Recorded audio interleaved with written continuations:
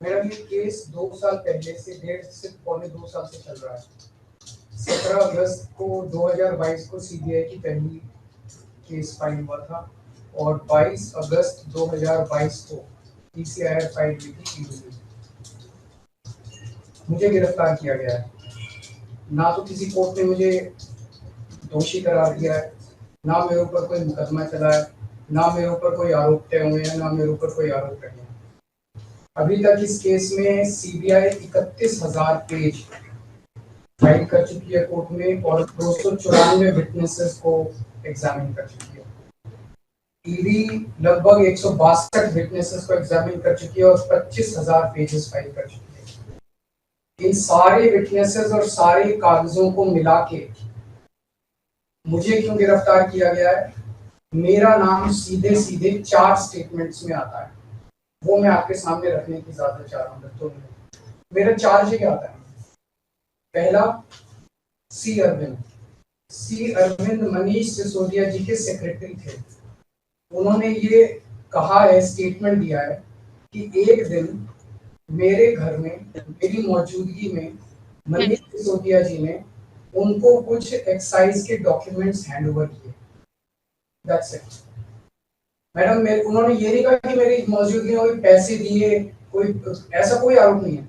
मेरी मौजूदगी में सी अरविंद को मनीष सिसोदिया जी ने एक्साइज के कुछ डॉक्यूमेंट्स।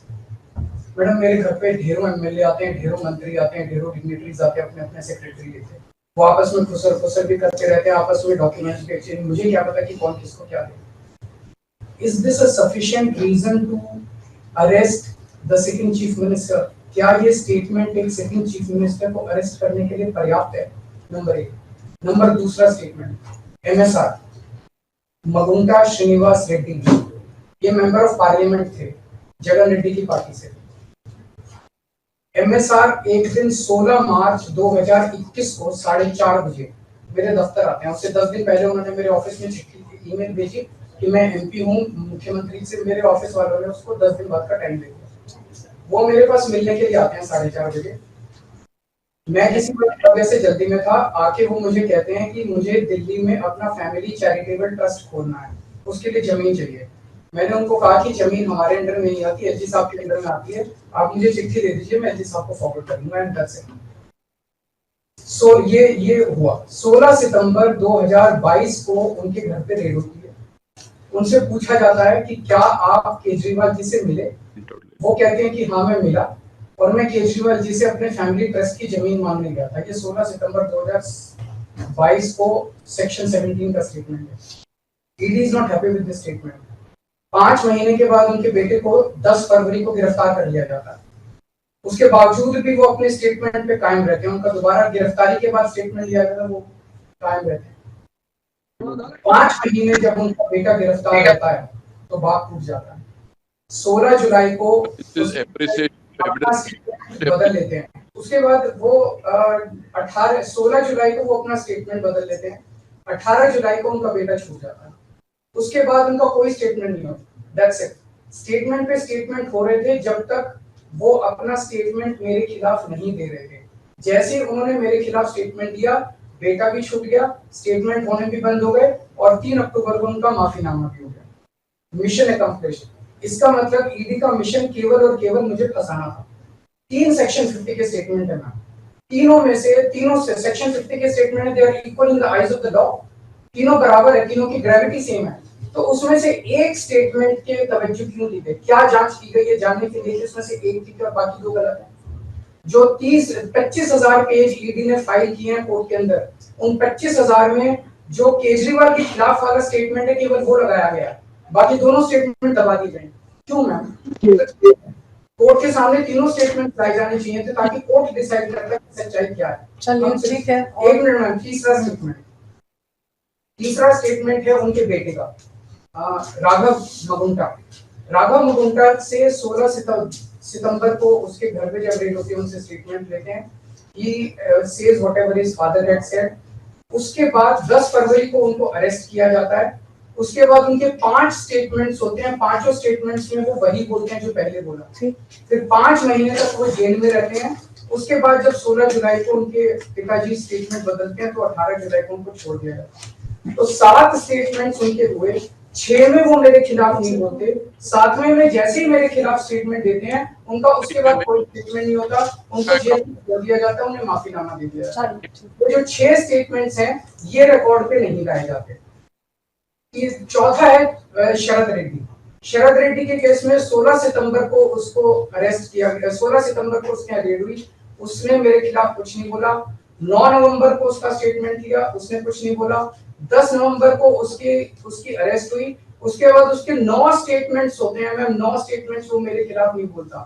उसके बाद 6 महीने उसको अरेस्ट करने के बाद 25 अप्रैल को वो टूट जाता है और वो केवल इतना कहता है कि मैं विजय नायर के साथ मिलने सीएम साहब के पास गया था, सीएम साहब जल्दी में थे, सीएम साहब ने कहा कि विजय के टच में रहो, विजय अच्छा लड़का है।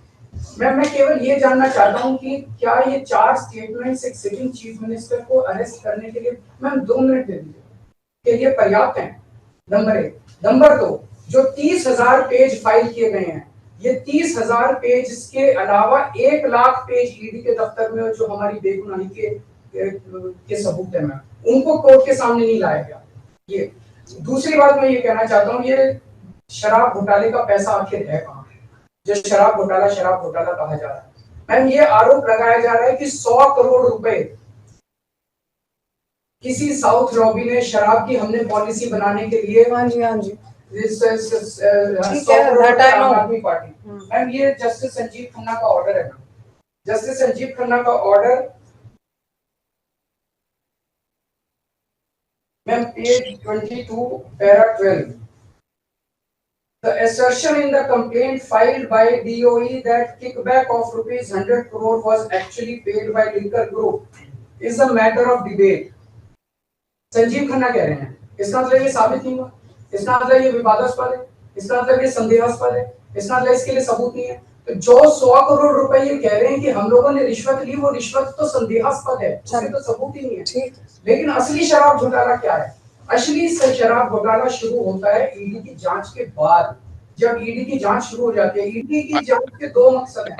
एक स्मोक स्क्रीन क्रिएट करना पूरे देश के सामने, आम आदमी पार्टी ने चोरी की है, आम आदमी पार्टी भ्रष्टाचारी है, आम आदमी पार्टी ने शराब घोटाला किया, और उसके पीछे एक्सटॉर्शन रैकेट करना जिसके जरिए वो एक्सटॉर्शन रैकेट करना जिसके जरिए वो पैसे इकट्ठे कर रही है। मैं आपको सबूत दे रहा हूँ। शरद रेड्डी के केस में शरद रेड्डी को बेल 2 वजह से मिली। एक, शरद रेड्डी ने मेरे खिलाफ स्टेटमेंट दिया और शरद रेड्डी ने अरेस्ट होने के बाद 55 करोड़ रुपए का चंदा बीजेपी को दिया, 55 करोड़ रुपए के bonds arrest. So he bought his bail ma'am, he bought his bail. Then now the money trail is clearly established. Money trail is clearly established. Ma'am, just last 1 minute. Last 1 minute. The money trail is established, ma'am. उसने अपनी bell arrest होने के बाद 55 करोड़ रुपए का चंदा BJP को दिया, बीजेपी के अकाउंट में सीधा गया। मनी ट्रेल इज एस्टैब्लिश्ड और यही पूरी जांच का मकसद था। एक तरफ आम आदमी पार्टी को क्रश करना, एक स्मोक स्क्रीन क्रिएट करना, भ्रम का पर्दा और पीछे से एक्सटॉर्शन करना। Thank you.